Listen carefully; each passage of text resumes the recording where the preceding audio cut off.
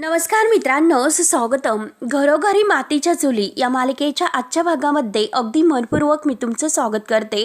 आजच्या भागामध्ये मात्र आता जानकीला ओवीचा खूप राग येतो, कारण ओवी काही न अगदी ऐकता अगदी हट्ट करून ती आता आज इकडे ह्या मायेकडे झोपायला गेलेली असते. तेव्हा जानकीला खूप राग येतो. जानकी म्हणते की ओवीला प्रत्येक गोष्टीचा हट्ट असतो आणि इतकी हट्टी झालेली आहे, ऐकत नाही. आणि आज तर तिने लिमिटच क्रॉस केली की मायाकडे झोपायला गेली. येऊन दे तिला आता, आणि ऋषिकेशला सुद्धा येऊन दे, मी ऋषिकेशला सर्व काही सांगते. म्हणून जानकी आता आवरत असताना ती खोलीमधील जो लाईट आहे तर तो बंद असतो आणि तेवढ्यात ऋषिकेश जानकीच्या मागून येतो आणि तिच्या खांद्यावर हात ठेवतो. तर जानकी खूप घाबरते आणि किंचाळून ओरडत म्हणते की काय. तेव्हा आता ऋषिकेश म्हणतो की जानकी काय झालं अगं, इतकी का घाबरलीस. तेव्हा ऋषिकेश आता रूममधील लाईट चालू करतो आणि जानकीला विचारतो की जानकी तुला इतकं घाबरण्यासाठी काय झालं. तेव्हा आता जानकी म्हणते की ऋषिकेश मला असं वाटलं होतं. तर ऋषिकेश म्हणतो की मास्क मॅन, आणि काय ग जानकी तू ठीक आहे का. तेव्हा आता जानकी म्हणते की ऋषिकेश तुम्हाला येण्यासाठी वेळ का लागला, तुम्ही तर संध्याकाळी येणार होतात. त्यावरती ऋषिकेश म्हणतो की हे बघ, आम्हाला मायाने जो काही पत्ता दिला होता आणि त्या पत्त्यावर परत एकदा आम्ही गेलो, तेथे जाऊन चौकशी केली. तू म्हणते ते करेक्ट आहे, तिचे आईवडील तिकडे नाहीत. त्यावरती जानकी पुन्हा म्हणते की अहो पण तिने मला असं सांगितलं की तिचे आईवडील हे बडोद्याला राहतात. त्यावर ऋषिकेश म्हणतो की तसं नाही जानकी, कारण त्या चाळीतील प्रत्येक माणसाशी आम्ही बोललो, तिच्या आईवडिलांबद्दल आम्ही चौकशी केली, तेव्हा सुद्धा आम्हाला हे सर्व कळाले. जी काही स्टोरी आहे तर ती खोटी रचून ती आपल्या घरामध्ये राहते, इतकं खोटं माया आपल्याशी बोलते. त्यावर मात्र जानकी म्हणते की फक्त खोटं बोलून ती आता आपल्या घरात राहत नाही, तर या सगळ्यामध्ये ऐश्वर्या आणि ती दोघी सामील आहेत. हे ऐकून तर ऋषिकेशला धक्काच बसतो. ऋषिकेश विचारतो की काय बोलतेस जानकी. जानकी म्हणते की हो ऋषिकेश. आणि आता जानकी सांगायला सुरुवात करते, हे बघा ऋषिकेश, मी आणि आता अवंतिकाने एका वेगळ्याच नंबरवरून मायाला, म्हणजे जे काही माया बोलत आहे असं म्हणून ऐश्वर्याला मेसेज केले होते आणि ऐश्वर्याने लगेच मेसेजला रिप्लाय सुद्धा पाठवला. दोघी मैत्रिणी आहे, एकमेकींशी रोज बोलतात असं त्या एकमेकींशी बोलल्यात. त्यावरती आता ऋषिकेश म्हणतो की जानकी हे असंच असेल तर त्या मायाला येथे राहून देणं आपल्यासाठी खूप रिस्की असेल. तेव्हा आता जानकी म्हणते की हो ना, ते तर आहेच. आणि हे बघा ऋषिकेश, काळजी मात्र अजिबात करू नका, कारण ऐश्वर्या आणि माया या दोघींची भेट कशी होईल याची पूर्ण व्यवस्था मी केलेली आहे. आणि तेव्हा आपल्याला कळेल की त्या दोघींचा एकमेकींचा काय संबंध आहे आणि त्या दोघींचा सुद्धा मास्कमॅनशी काय संबंध आहे. तर आणि या सगळ्या गोष्टीचा सुगावा आपल्याला लागेलच. त्यावरती ऋषिकेश म्हणतो की जानकी हे असं असेल तर चांगलंच आहे, आणि हे बघ यापुढे आपल्याला जे काही करायचं आहे ते काळजीपूर्वक करायचं आहे. तेव्हा जानकी म्हणते की हो ऋषिकेश, परंतु मला एक गोष्ट सांगा की तुमच्या पर्सनल कामासाठी तुम्ही कुणाला तरी भेटायला बाहेर गेला होता. तेव्हा आता ऋषिकेश म्हणतो की हो, नानांच्या एका मित्राला, आणि काही झाले तरी आपल्याला आता त्यासाठी बाजार समितीचे हे इलेक्शन आहे तर ते जिंकून यावंच लागेल. जर असे झाले तर सगळ्या काही गोष्टी सुरळीत होऊ शकतात. त्यावर आता जानकी म्हणते की हो ऋषिकेश, सगळं काही सुरळीत होईल, आपण आपलं घर वाचू शकतो आणि तुमचा आहे ना माझ्यावरती विश्वास. तेव्हा आता ऋषिकेश म्हणतो की स्वतःपेक्षा जास्त आहे. तेव्हा आता जानकी म्हणते की मग झालं तर आपल्या ह्या नात्यांची आणि आता ह्या घराची घडी मी कधीही विस्कटून नाही देणार ऋषिकेश, फक्त तुम्ही आयुष्यभर माझ्या सोबत राहा. तेव्हा आता ऋषिकेश म्हणतो की माझ्या शेवटच्या श्वासापर्यंत मी तुमच्या सोबत आहे. तेव्हा आता जानकी खुश होते आणि ऋषिकेशच्या मिठीत येते. दोघे आता खुश असतात. त्यानंतर आता इकडे किचन घरामध्ये सुमित्रा चहा बनवत असते आणि तेवढ्यात तेथे जानकी येते. जानकी म्हणते की अहो आई, काय करता तुम्ही, द्या इकडे मी करते. तेव्हा आता सुमित्रा म्हणते की काय ग जानकी, प्रत्येक काम तूच करशील का, माझा सुद्धा काहीतरी थोडासा हातभार लागून दे, मला सुद्धा माहिती आहे की माझी सून सुद्धा काम करत आहे तर, आणि हे बघ मला सुद्धा काम करून दे. तेव्हा आता जानकी म्हणते की बरं ठीक आहे, मी सुद्धा खूप दिवसातून माझ्या आईच्या हातचा चहा पिणार आहे आणि तो पण आरामात. आता ही जानकी कमरेला पदर खोसते आणि ती सुद्धा कामाला लागते. त्यावरती आता सुमित्रा जानकीला विचारते की मला एक गोष्ट सांग बरं जानकी, मास्कमॅनचा काही पत्ता वगैरे लागला की नाही. त्यावरती जानकी म्हणते की हे बघा, पत्ता वगैरे काही मिळालेला नाही, पण त्याबद्दल मात्र काही ना काही माहिती मात्र आज मिळेलच. त्यावरती सुमित्रा म्हणते की बरं तू इतक्या ठामपणे म्हणते जानकी तर तसेच होईल. जानकी स्वतःच्या जीवाला मात्र जप. अवंतिकाच्या बाबतीत जे झालं ते तुझ्या बाबतीत होता कामा नये, लक्षात राहील ना. त्यावरती जानकी म्हणते की हो आई, असं काहीही नाही होणार, माझ्या आई आणि नानांची ढाल आहे तर ती माझ्या सोबत आहे आशीर्वादाची, त्यामुळे मला काही होणार नाही, तुम्ही काही काळजी करू नका. तो भेकड मास्कमॅन आपल्याला काही करू शकणार नाही. त्यावरती आता जानकी म्हणते की अहो पण आता काहीतरी आपल्याला करावंच लागेल. तर सुमित्रा म्हणते की अगं तू सावध राहा, काहीतरी आता म्हणजे स्वतःच्या जीवाला जप. कारण हे बघ अगं जानकी, दिवसेंदिवस माझ्या मनातील भीती आहे तर ती वाढत चाललेली आहे.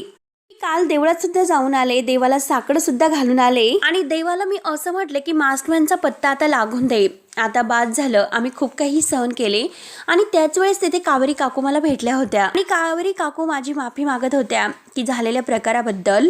आणि तेवढ्यात तिथे गुरुजी सुद्धा आले होते आणि ते कावेरी काकूंना असे म्हणाले, तुमच्या मुलीवर खूप मोठं संकट येणार आहे. मग गुरुजी असं का म्हणाले असतील बरं जानकी? त्यावरती जानकी म्हणते की आई हे बघा, दुसऱ्यांच्या वाटेमध्ये जो काही काटे टोचतो पेरतो तर ते काटे हे त्याला सुद्धा टोचतात. आणि ऐश्वर्याच्या बाबतीत सुद्धा आई तेच झालेलं आहे. तर ऐसी करणी वैसी भरणी, देव तर आहे आणि देव प्रत्येकाचा न्याय हा बरोबर करत असतो. त्यावरती सुमित्रा म्हणते की हो ना, तू जे काही म्हणत आहे ते अगदी खरं आहे. त्यावरती आता जानकी म्हणते की हो ना, गुरुजी जे काही म्हणतात ते सुद्धा अगदी खरं आहे. ऐश्वर्यावरती संकट तर येणारच आहे. आज मात्र ऐश्वर्याला मी पुरावे निशी पकडणार आहे. त्या अगोदर मात्र मला मॅनेजर दिघे यांना भेटायला जायचं आहे. मकरांच्या बहिणीबद्दल मला काहीतरी मिळेल आणि ते सांगणार आहेत याची मला पूर्ण खात्री आहे. म्हणून जानकी आता दिघेंना भेटायला जाणार असते. त्यानंतर आता इकडे दिघे मात्र हे म्हणजे ह्या मायाने मारलेलं असतं, अगदी नोटांना विष लावून. आणि तेव्हा मात्र आता तेथे पोलीस वगैरे सगळे काही आलेले असतात. आणि आता हा जो माणूस आहे तो इन्स्पेक्टर साहेबांना बोलावून घेतो आणि तेथे सगळेजण जमलेले असतात की मी सकाळपासून आता या दिघींचा दरवाजा वाजवतो पण सकाळपासून ते उठतच नाही, म्हणून मला काहीतरी शंका आली, म्हणून मी तुम्हाला बोलावून घेतल्याचं सांगतो. इन्स्पेक्टर साहेब मात्र हवालदारांना दरवाजा तोडायला सांगतात. तेव्हा आता दिघेची ती अवस्था बघून आणि दिघेची बॉडी बघून मात्र सगळे शेजारी पाजारी आहे तर ते एका आवाजात आरडाओरडा करायला सुरुवात करतात. इन्स्पेक्टर साहेब हवालदारांना सगळ्यांना बाहेर काढायला सांगतो. तेव्हा मात्र आता इन्स्पेक्टर साहेब दिघे मेलेला आहे की हे तपासून बघतात आणि तेव्हा खुनाहून आता मात्र ते ह्या हवालदारांना म्हणतात की तो मेलेला आहे. तर तेव्हा आता जानकी विचारते की इन्स्पेक्टर साहेब येथे काय झालं, कारण जानकी तेथे आलेली असते. आता बाहेर सुद्धा पोलीस आहे आणि इन्स्पेक्टर जाधव येथे आहे. जानकीला आता टेन्शन येतं. तेव्हा आता इन्स्पेक्टर साहेब जानकीला विचारतात की जानकी ताई तुम्ही येथे सुद्धा. तेव्हा मात्र आता लगेच जानकी दिघेंकडे बघते आणि आता तिला काही कळत नसतं, परंतु ती इन्स्पेक्टर साहेबांना विचारते की काय झालं, येथे इतकी गर्दी का आहे आणि पोलीस आणि हे येथे असे. तेव्हा आता इन्स्पेक्टर साहेब सांगतात की आता हे दिघे आहे तर ते आता ह्या जगात नाही राहिलेले, म्हणजे त्यांची आता ही डेथ झालेली आहे. हे ऐकून जानकीला एक जबर धक्का बसतो.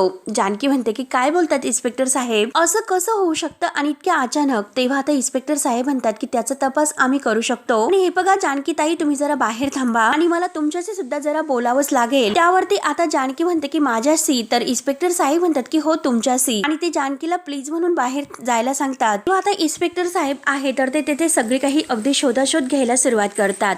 त्यानंतर आता इकडे घरी ऋषिकेश आणि नाना हे एकत्र येतात. तेव्हा आता नाना ऋषिकेशला म्हणतात तू आत्ताच्या आत्ता माझ्यासोबत बाजार समितीला चल बरं. हे बघ ऋषिकेश, आपण आपली बाजू आहे तर त्यांच्या समोर मांडूयात आणि हे इलेक्शन आहे तर ते पुढे ढकलण्यासाठी आपण त्यांना विनंती करूयात. त्यावरती ऋषिकेश म्हणतो की नाना नकोय आणि आपल्या स्वार्थासाठी हे सर्व करणं चुकीचं आहे. तेव्हा नाना म्हणतात की अरे तू असं काय करतो, तो सयाजी आहे तो आपल्या वाईटावर टपूनच बसलेला आहे आणि त्याने ह्याच परिस्थितीचा आपला फायदा घेऊन मात्र निवडणुकीमध्ये जर आपल्याला हरवले तर आपण काय करणार आहोत.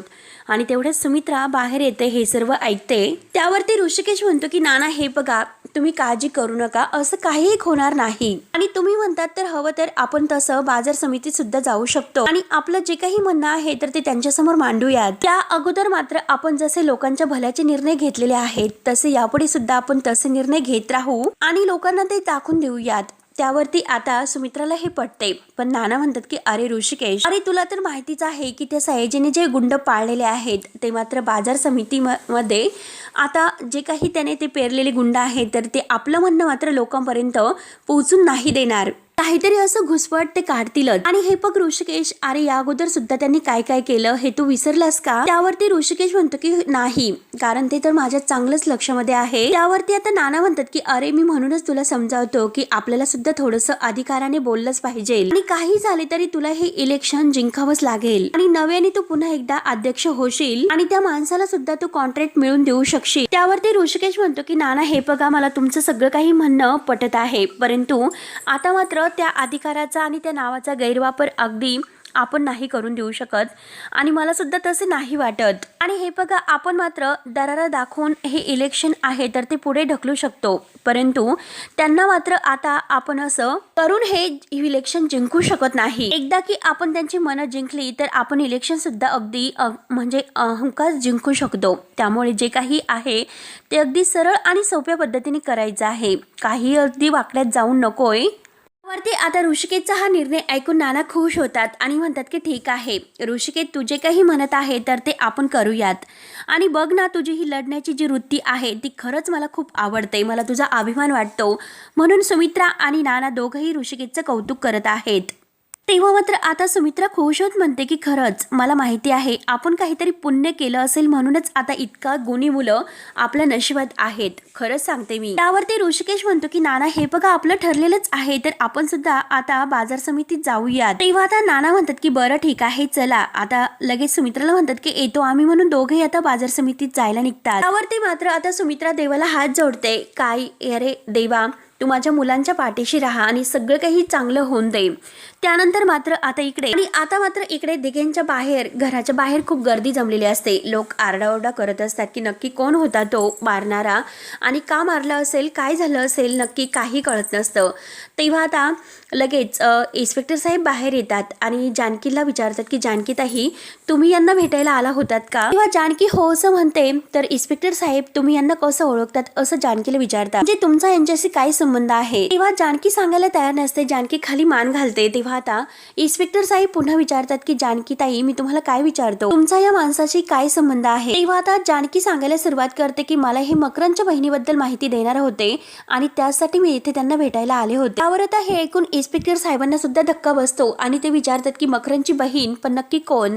त्यावरती जानकी म्हणते की हो, तेव्हा मात्र मी मकरनकडे कामाला होते. तेव्हा हे दिघे आहे तर ते तिथे मॅनेजर म्हणून आता मकरनकडे कामाला होते आणि माझ्या घरावर जे संकट आलेलं आहे तर ते मात्र मकरनमुळे आलेलं आहे आणि हेच मी मात्र आता त्या दिघींना विचारायला आले होते आणि त्याबद्दल ते मला सर्व काही सांगणारच होते. आणि हे बघा इन्स्पेक्टर साहेब, मला डाऊट आहे हे सगळं काही मकरनच्या बहिणीने केलेलं आहे. तिला कदाचित हे सर्व माहिती असेल की आहे तो मला सर्व काही सांगणार आहे, म्हणून तिने मुद्दाम दिघींना मारलं असेल. त्यावरती आता इन्स्पेक्टर साहेब विचारतात की पण तिला हे सर्व कळाले कसे? तुम्ही या दिघींना या अगोदर कधी भेटला होतात का? त्यावर आता जानकी म्हणते की हो, परवा मी त्यांना भेटायला आले होते. त्यावरती आता इन्स्पेक्टर साहेब विचारतात की परवा तुम्ही त्यांना भेटायला इथे आला होतात आणि आज पुन्हा आलात तर, आणि दिघे तुम्हाला या अवस्थेत सापडले, मग मला सांगा जानकीताई, हा एक योगायोग आहे की निवळ आणखीन काही? तेव्हा आता जानकी विचारते की म्हणजे तुम्हाला नक्की काय म्हणायचं आहे इन्स्पेक्टर साहेब? तेव्हा आता इन्स्पेक्टर साहेब म्हणतात की हे बघा जानकीताई, तुमच्या बाबतीत हे एकदा नाही तर दोनदा झालेलं आहे आणि 2 वेळेस मात्र तुम्ही अशा ठिकाणी सापडलास की जेथे मर्डर झालेला आहे. त्या नर्सचा जेव्हा मर्डर झाला त्यावेळेस शेवटचा कॉल सुद्धा तिने तुम्हाला केलेला होता आणि तिच्या घरी जाणाऱ्या शेवटच्या व्यक्ती सुद्धा तुम्हीच होत्या. तेव्हा आता हे ऐकून जानकीला धक्काच बसतो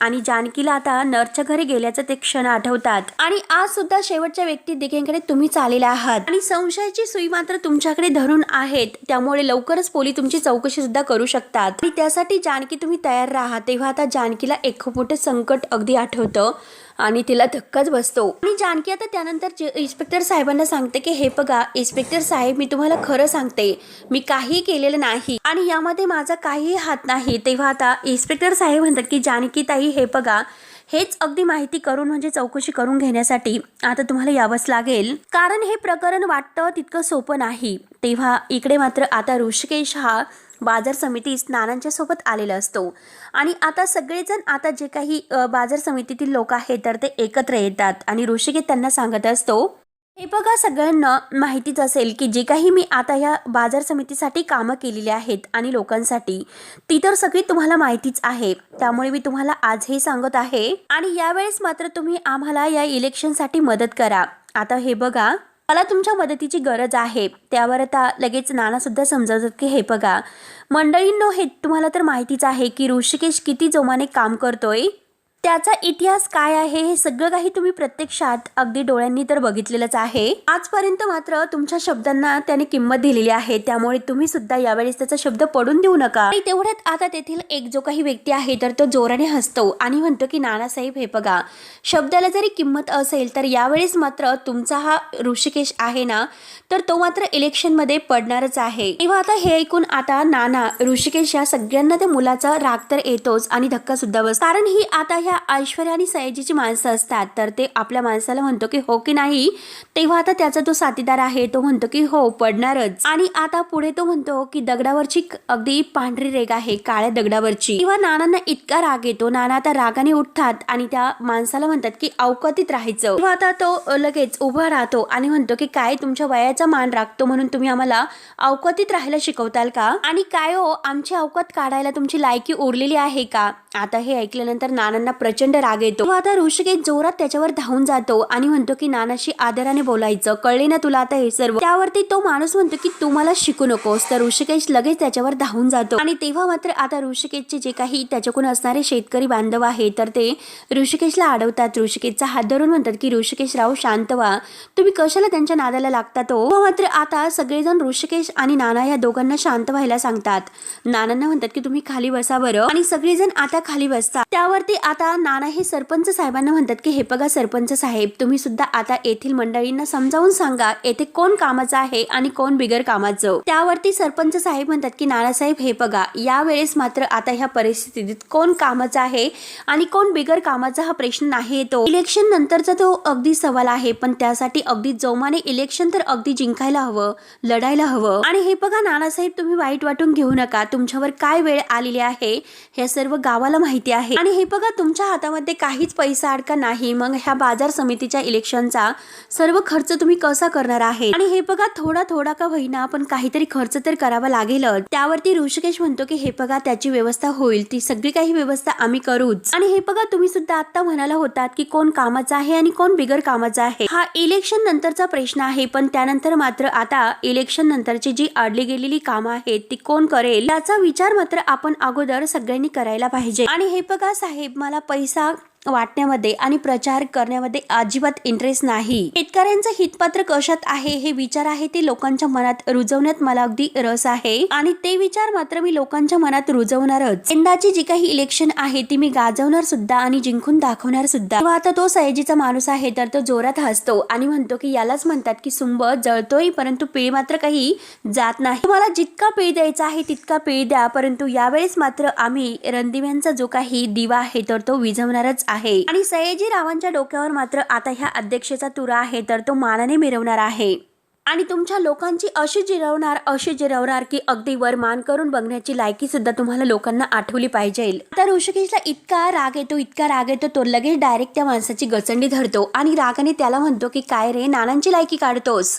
अरे काय वाटतं तुला, काय समजतं स्वतःला? आणि हे बघ, यापुढे एकही शब्द जर बोललास तर जन्माला आलेला पश्चाताप होईल तुला. त्यावरती नाना मात्र ऋषिकेशला शांत राहायला सांगतात की ऋषिकेश त्याला सोडून दे. ऋषिकेश रागाने मात्र त्याची धरलेली गचंडी आहे तर ती हिसकावून त्याला सोडून देतो. आणि नाना ऋषिकेशला म्हणतात की हे बघ, आपल्या कामातून मात्र याला उत्तर आपल्याला द्यायचं आहे, कळलंय ना तुला? आता तरी सुद्धा तो माणूस काही ऐकायला तयारच नसतो. तो म्हणतो की अरे तुमच्या पुढे जे प्रश्न पडलेले आहेत ते प्रश्न अगोदर सोडवा, तुम्ही आम्हाला उत्तर द्यायला निघालेत. आणि लगेच आपल्या मुलांना म्हणतो की ए पोरांनो, एक काम करा, 5-25 आहेत अत्तराच्या बाटल्या मागवा आणि एकदा आपण इलेक्शन जिंकलो तेव्हा मात्र आता हे उत्तर देणाऱ्यांना आहे ना त्यांच्या अंगावर आपल्याला अत्तर शिपडायचं आहे. म्हणून आता जी सयाजीची सगळी काही अगदी ती माणसं आहेत तर ती जोरजोराने नाना आणि ऋषिकेश यांच्यावर हसत असतात. तेव्हा आता ऋषिकेश मात्र त्याची कॉलर व्यवस्थित करत आता ते बटन आहे तर ते लावत म्हणतो की इतका मात चांगला नाही बरं का, आणि तुझ्या तब्येतीसाठी हे पग लक्षात घे, इलेक्शन अजून व्हायचं आहे आणि हे इलेक्शन मात्र कोण जिंकणार आहे हे आलेली वेळच ठरवेल. त्यानंतर आता इकडे ऐश्वर्या जे काही आता जानकीने त्यांना मेसेज करून येथे भेटायला बोलावलेलं आहे तर आता तेथे भेटायला आलेली असते आणि केव्हाची वाट बघत आहे. किती वेळ झाला ही अजून माया काय येत नसेल. आणि आणि तेवढ्यात रिक्षामधून आता ही लताबाई आहे तर मायाला घेऊन येते. मायाला म्हणते की हे बघ, मी मंदिरात मात्र आता जे काही थाली वगैरे आहे पूजेसाठी ते सर्व घेऊन येते. आणि बरोबर लताबाई मात्र आता मायाला तिकडे ऐश्वर्याकडे पाठवते. आणि तेवढ्यात आता ऐश्वर्या मायाच्या मोबाईलवर फोन करते. आता मात्र लताबाई अगदी ताट वगैरे घेऊन आलेली असते. माया लताबाईला म्हणते की हे बघा, मला एक फोन आलेला आहे, तो फोन घेते आणि मात्र मी येते. तेव्हा लताबाई म्हणते की हो हो नक्की फोन घे. आणि तेव्हा आता माया फोन उचलते तर आता ऐश्वर्या विचारते की काय ग, अगं मला मूर्ख समजलेला आहेस का, कुठे आहेस तू, आणि तू मला इथे भेटायला बोलावलं आणि तुझा अजून सुद्धा तपास नाही. अगं तुला आपल्याला भेटायचं होतं म्हणून केव्हाची मी तुझी इथे वाट बघत आहे. त्यावरती मात्र आता माया म्हणते की अगं मी तुला कशाला मेसेज करेल, वेडी आहेस का तू. ती ऐश्वर्या म्हणते की हे बघ माया, तुम्हाला मूर्ख समजू नकोस, कालच तुम्हाला मेसेज केला होता आणि इथे भेटायला बोलावलं होतं. अगं तुम्हाला देवळाच्या मागे येऊन भेट असं म्हणाली होती आणि मी तुला भेटायला आले सुद्धा, आणि केव्हापासून मी तुझी वाट बघत आहे, तू कुठे आहे. त्यावरती माया म्हणते की अगं तू बावट झालीस का, मी तुला कशाला मेसेज करेल. तेव्हा आता ऐश्वर्या विचार करते आणि म्हणते की मग मला मेसेज कोणी केलं असेल. आणि बोलता बोलता दोघी एकमेकींच्या समोर येतात. आणि तेवढ्यात मात्र आता माया फोन ठेवते आणि घाईने आता ऐश्वर्याला धरते आणि तिला बाजूला नेते आणि म्हणते की काय हा सर्व काय प्रकार आहे. त्यावरती आता ऐश्वर्या सुद्धा म्हणते की अगं हे तर मी तुला विचारायला हवं, हा सर्व काय प्रकार आहे. अगं जर तू मला मेसेज केलेला नाही तर मला मेसेज कोणी केलेला आहे सांग बरं. त्यावरती आता माया म्हणते की कदाचित हे सर्व जानकीने केलं असावं. आणि तेवढ्यात मात्र आता लगेच जानकी सुद्धा तेथे येते आणि म्हणते की हो अगदी बरोबर. आता जानकीला बघून मात्र आता ह्या ऐश्वर्या आणि माया यांना तर धक्काच बसतो. शेवटी जानकीने या दोघींना रंगे हात अगदी पकडलेलं असतं आणि हा मेसेज आहे तर तो मीच केलेला आहे हे असं जानकी म्हणते. तेव्हा आता माया म्हणते की जानकीताई तुम्ही, आणि तेवढ्यात ऐश्वर्या तिथून पळ काढत असते. आणि आता ऐश्वर्या पळणार आहे बघून माया ऐश्वर्या असं म्हणून ती सुद्धा तिच्या मागे जायला निघते. परंतु जानकी म्हणते की माया थांब. जानकी आता अगदी सनकनी रागरागाने मायासमोर येते आणि सनकनी तिच्या कानामागे अगदी 2-3 ठेवून देते. तरी सुद्धा माया शांत असते आणि म्हणते की जानकीताई.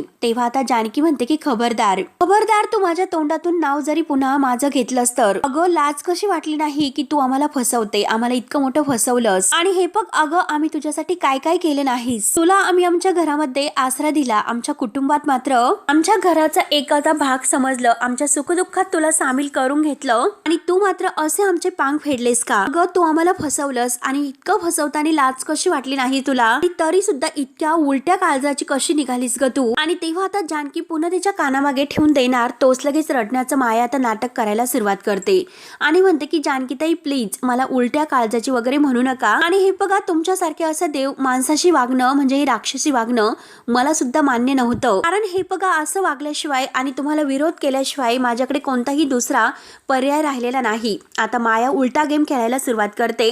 म्हणजे हे सर्व तिला ऐश्वर्याने करायला सांगितलेलं आहे असे मात्र आता ती जानकीला सांगायला सुरुवात करते. परंतु जानकी अगदी रागाने तिचा हात झिडकारून देते आणि म्हणते की बास्कर तुझी ही आता खोटी वागणं आणि खोटी बोलणी काही इमोशनली हे नाटक आहे त्याला मी भूलणार नाही, हे तुला कळालेच असेल. तुझं खरं रूप काय आहे हे मला कळालेलं आहे. तेव्हा आता माया आणखीनच घाबरते. तर मित्रांनो शेवटी हा भाग येथे संपतो पुढील भागामध्ये. त्यानंतर आता माया आणि ऐश्वर्या ह्या दोघींचा पुन्हा एक प्लॅन ठरलेला असतो. आता मायाने मात्र ऐश्वर्याला भेटायला बोलवलेलं असतं आणि ती प्लॅन बद्दल सांगत असते की हे बघ जेव्हा जानकी मला भेटायला येईल तेव्हा मात्र आता ही बंदूक आहे तर ती माझ्या डोक्याला तू लावायची आहे. जानकी मात्र तेथील ती बंदूक आहे तर ती खोटी बंदूक उचलेन आणि त्या खोट्या बंदुकीने तुला मारण्याचा प्रयत्न करेल. आणि आता त्यांच्या ठरलेल्या प्लॅन प्रमाणे मात्र आता ऐश्वर्या लगेच आता मायाच्या डोक्याला बंदूक लावते आणि बंदूक लावल्यानंतर जानकी तेथे आलेली असते. माया ओरडत असते आणि तेवढ्यात मात्र आता जानकी समोर बघते तर काय ऐश्वर्याने मायाच्या डोक्याला